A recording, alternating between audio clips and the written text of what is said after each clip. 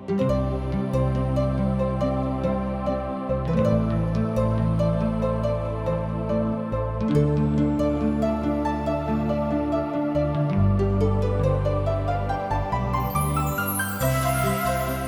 से प्रसारित जिंदगी की राह कार्यक्रम में आप सबका हार्दिक स्वागत बा।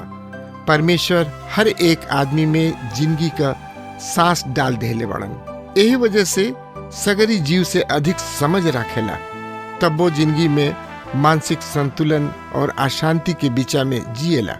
यही खातिर ये सिलसिलावार बाइबल का अध्ययन आप लोगन की सेवा में प्रस्तुत कइल जाता कि जिंदगी जिए का सही ढंग जान सकें। कृपा करके देखी और सुनी ताकि परमेश्वर आपकी जिंदगी का रास्ता दिखावस। अध्याय के जानतनी शीर्षक प्रार्थना तथा जागृति।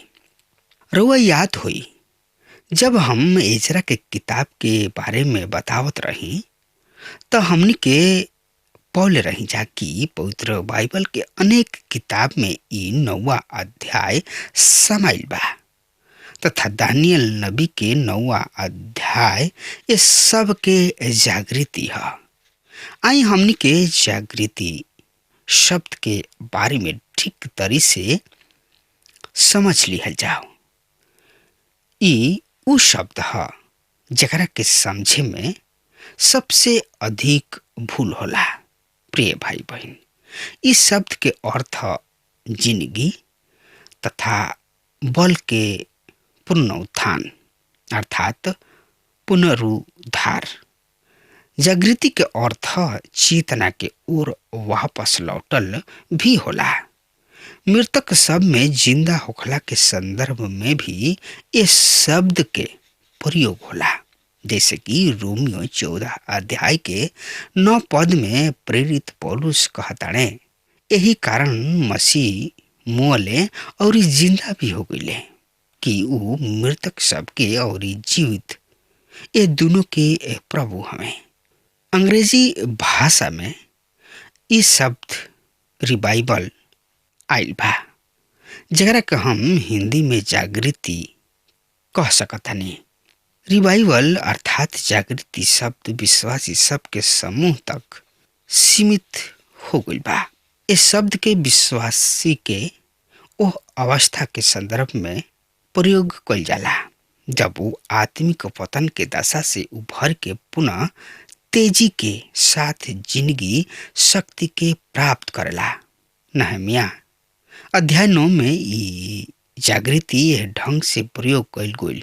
ये अध्याय में हम जागृति के एगो युग के देखब जौन की परमेश्वर के वचन के पठन से शुरू होता। ये युग परमेश्वर के वचन के अनुसरण कैलस। बाइबल के पाठ कार्यक्रम लंबा समय तक चलल। एजरा शास्त्री जल फाटक के नजदीक बाइबल पाठ कैले और लोग सुन के विलाप तथा फूट फूट के रोले। उन्हीं लोग एकरा से पहले मित्र पवित्र वचन के बहुते गहरा उन्हीं लोग पर प्रभाव डालल और ई कुछ विशेष कार्य के करे के खातिर उनकर अगुवाई कैले। उन्हीं लोग ये बात के पहचाने लोग कि वो स्तर परमेश्वर ठहरावले बाड़े ओकरा से कतना नीचे गिर चुकल बाणे लोग। हमने के एजरा के किताब में देखने हाजा कि यह पवित्र शास्त्र बाइबल पाठ के एजरा शास्त्री की जिंदगी पर भी गहरा प्रभाव पड़ल। प्रिय मित्र, हमने के एकरा के समझे और स्वीकार करे के बा कि परमेश्वर यहोवा के वचन के बिना कोनो भी जागृति संभव नहीं थे। आश्चर्य डेल मोडी जौन की प्रसिद्ध सुसमाचार प्रचारक रहन, उनकर कह नाम रहे कि जौन की जागृति होई उ होई परमेश्वर के वचन के पढ़ल। परमेश्वर यहोवा से हमार विनम्र प्रार्थना बा कि हमार समकालीन सुसमाचार प्रचारक सब अन्य बात के अपेक्षा परमेश्वर के वचन के शिक्षा पर ध्यान दा, काहे कि कलीसिया के अन्य बात के अपेक्षा बाइबल अध्ययन के बहुते जरूरी बा। अब यहाँ हमरा साथ 9वां अध्याय के देखी। नहम्याह 9 अध्याय 1 और 2 पद एह तरी से बतावता। सुनी, हम पढ़ रहल बानी। अब ए महीना के 24वां दिन के इसराइली उपवास के साथ टाट पहिनले और अपना ऊपर धूर डलले, जमा भइले और इसराइल के वंशज अपना आप के सब अन्य जाति से अलग कर लेले और खड़ा होके अपन पाप सब और अपना पूर्वज के अधर्म सब के कार्य के अंगीकार कैले। प्रिय मित्र, उन लोग अपना और अपना पूर्वज सब के पाप सबके अंगीकार कैले। 3 पद एह तरी से बतावा था। उन लोग के दिन के एक पहर तक अपना परमेश्वर यहोवा के व्यवस्था में से पढ़ले और दूसरा पहर में वो अपना पाप के अंगीकार करत और यहोवा अपना परमेश्वर के आराधना करत रहले। प्रिय भाई बहन, परमेश्वर के वचन ओहनी लोग के खातिर एगो मुंह देखे वाला ऐनक के काम कैलस। ओहनी लोग अपना पापमय जिंदगी के स्पष्ट रूप में देख पौले, यानी कि देखले परमेश्वर के वचन कैसन अद्भुत रीति से ओहनी लोग की जिंदगी में काम कैलस। परमेश्वर के वचन ओहनी लोग पर ओहनी लोग के पापी स्वभाव के प्रकट कैलस। परमेश्वर के वचन के प्रकाश यानी कि अंजोर में अपना जिंदगी के पापमय जिंदगी के ओह बाइबल रूपी ऐनक में देख ले लोग और तब उपवास, टाट तथा राह के द्वारा अपना विश्वास योग्यता के प्रकट करे शुरू कर दिले। पहले पाप से अंगीकार और एकरा बाद आराधना।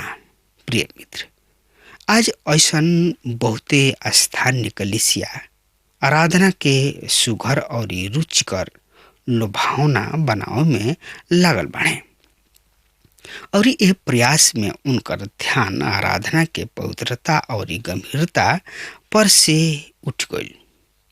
उन्हीं लोग आराधना में अपना आप के अंगीकार करे के अपेक्षा सब कुछ करेलन। प्रिय श्रोता भाई बहन, परमेश्वर की आराधना पवित्रता से शोभामयान होके कइल जाला। इससे पहले पाप के अंगीकार, तब आराधना। आज कलीसिया में नौजवानन और अन्य उम्रदराज के समूह के लोग बुराई करे वालन के लाइन तथा पाती में खड़ा सबके बुराई करलन। पर यदि उन लोग परमेश्वर की वचन के पढ़ जा तो और उकर अध्ययन करस जा तो या अपना पाप के अंगीकार करस तो ई पहचानी है लोग कि वो खुद कहवा असफल रहल बाणे। वो अपना पाप के स्वीकार करी हैं। प्रिय मित्र, हम और रहुआ जब तक हमनी के अपना पाप के अंगीकार ना कर लेब तब हमनी के कोनो बात के अंगीकार करे के स्थिति में न खिंचा। यदि रहुआ सोचब कि राउर ऐसन कोनो पाप नहीं खे जौना से कि हम ओकरा के मान ली, पर प्रिय मित्र, इस सब भुला के प्रभु यीशु मसीह के नजदीक आवे के बा। काहे कि सब केहू पाप कइले बा और परमेश्वर के महिमा से रहित बा। परमेश्वर के वचन के पास आवे के जरूरत बा। केवल परमेश्वर के पवित्र वचन एगो ऐसन किताब है जहाँ आदमी अपना भीतरी के गुप्त पाप के पहचान सकता और ये वचन में उन्हीं लोग के पाप से मोक्ष, मुक्ति, उद्धार प्राप्त के संदेश और आश्वासन प्राप्त होला।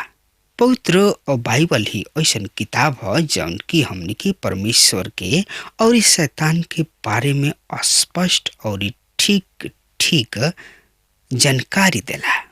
काहे कि आज एगो विशाल जन समूह बा जौन की शैतान के ना पहचाने ले।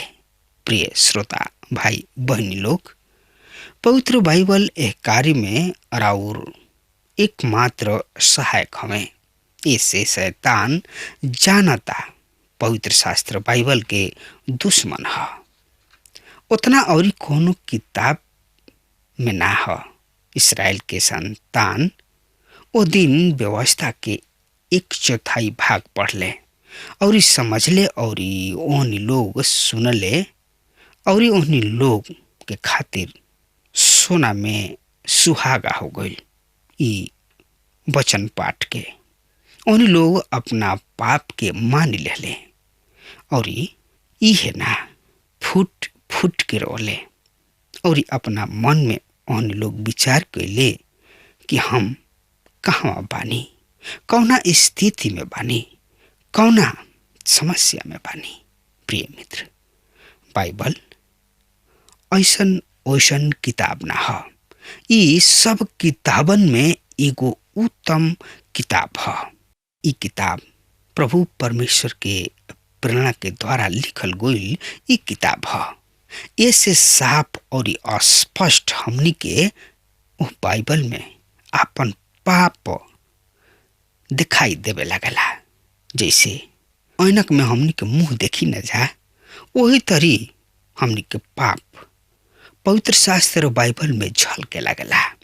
प्रिय मित्र, ध्यान रहे रउआ परमेश्वर के अपना पापमय स्तर पर नहीं ले आ सकत। ऐसे बहुते लोग कोशिश करेलन और ना ही रउआ सीधता के ओ बिंदु तक पहुंच सकेलन। यदि रउआ कहतानी कि रउआ एगो सीधा आदमी है तो रउआ अपना आप के धोखा दे रहल बानी।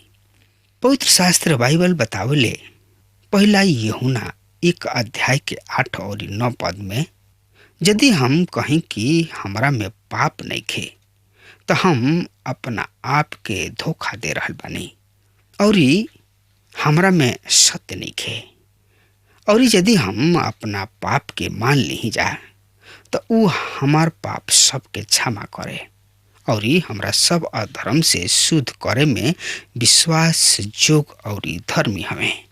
प्रिय मित्र, यदि रुआ परमेश्वर के वचन के पढ़ के तो रुआ जानब कि हम पापी हैं। एकरा के दूसरा शब्द में कहल जाए, यदि हमनी के पवित्र शास्त्र बाइबल के ठीक से ध्यान पूर्वक पढ़ब जा तो ई साफ लोग के लागी वो हमें कि हमनी के बहुते बड़ पापी हैं। और जब रुआ ये सत्य के जानब, रुआ अपना पाप के मान लेब तब परमेश्वर रुआ के बहुते आशीष दी हैं। मित्र, अंगीकार के अर्थ परमेश्वर के साथ सहमत होखल, बहाना बनावे या खुद अपना समझ से प्रयास करे की अपेक्षा परमेश्वर के बात के स्वीकार कोई ही अंगीकार कहला। और जब हमनी के ऐसा करी न जाता, परमेश्वर पिता हमनी के शुद्ध और पवित्र करलन और हमनी के पाप क्षमा करे में विश्वास जोग और धर्मी हमें। हमनी के पाप के अवस्था में परमेश्वर पिता से कोनो सहभागिता ना रखेलन।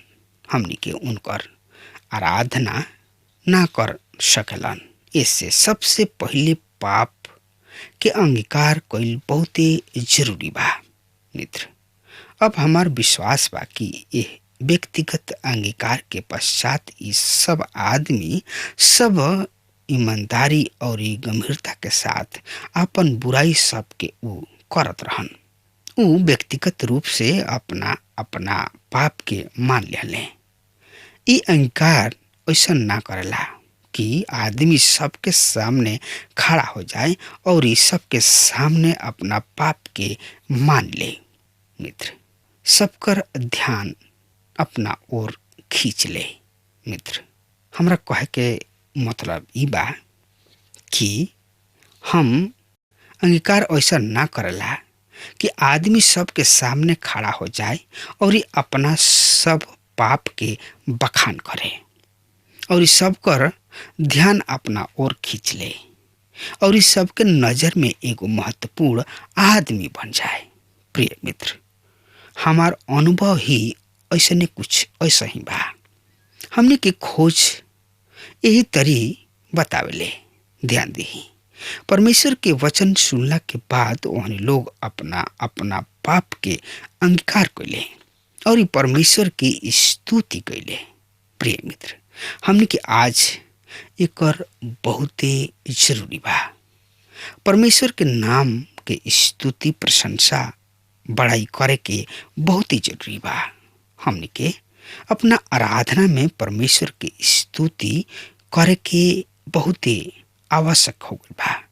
काहे कि प्रभु परमेश्वर महान हवे, उ सर्वभौम हवे, उ मुक्तिदाता हवे, उ उद्धारकर्ता हवे। ऐसे उनका किने अपना पाप के मान लेवे के बा और अपना बोझ के हल्का करे के बा। प्रिय मित्र, अगर हमार बात सुन रहल बानी तो यही घड़ी यही वक्त प्रभु के चरण में आई और अपना पाप के पहले स्वीकार करी और प्रभु के चरण में आई और फूट फूट के रो के पछताप करी और प्रभु से कही, प्रभु हमार पाप क्षमा कर द, प्रभु हमार गलती के तू माफ कर द। प्रिय श्रोता मित्र, और वह आई और प्रभु यीशु मसीह के स्वीकार करे, अपन मुक्तिदाता के रूप में ग्रहण करे। काहे कि मार्ग, सत्य और जिंदगी उहे हमें बिना उनका द्वारा, बिना उनका इजाजत के रउआ पिता के पास कभी पहुंच नहीं सकत। यही से प्रभु रउआ के बार बार कह रहल बने, बार बार चिता रहल बने, बार बार सजा करा रहल बने कि रउआ आई और प्रभु यीशु मसीह के स्वीकार करी। श्रोता मित्र, तनकियो देरी मत करी, प्रभु के चरण में आई और प्रभु से वार्तालाप करी, प्रभु से बातचीत करी और अपना सब समस्या के प्रभु के चरण में रख दी, अपना बोझ के प्रभु के ऊपर डाल दी। काहे कि प्रभु महान हवे, सृष्टिकर्ता हवे। ऐसे आई और यही वक्त प्रभु के उद्धारकर्ता के रूप में स्वीकार करी। प्रिय मित्र, अब हमार समय खत्म हो रहा बा, तब तक खातिर रुआ हमरा के आज्ञा दी। परमेश्वर रुआ के बहुते आशीष देस। आमीन। हमके विश्वास बा कि ई कार्यक्रम आप सब खातिर फायदेमंद सिद्ध भइल हुई। हम चाहतनी कि आप सब अपन अपन आशीष हमरों से बांटी। अगर आप सबके लगे बाइबल से चाहे आपकी निजी जिंदगी से क्यों सवाल होके चाहे क्यों समस्या खातिर प्रार्थना करावे चाहतनी तो हमारी फोन नंबर पर जरूर संपर्क करें। परमेश्वर आप सबके बहुत आशीष प्रदान करें और आज का दिन आप खातिर सुखद बनावे।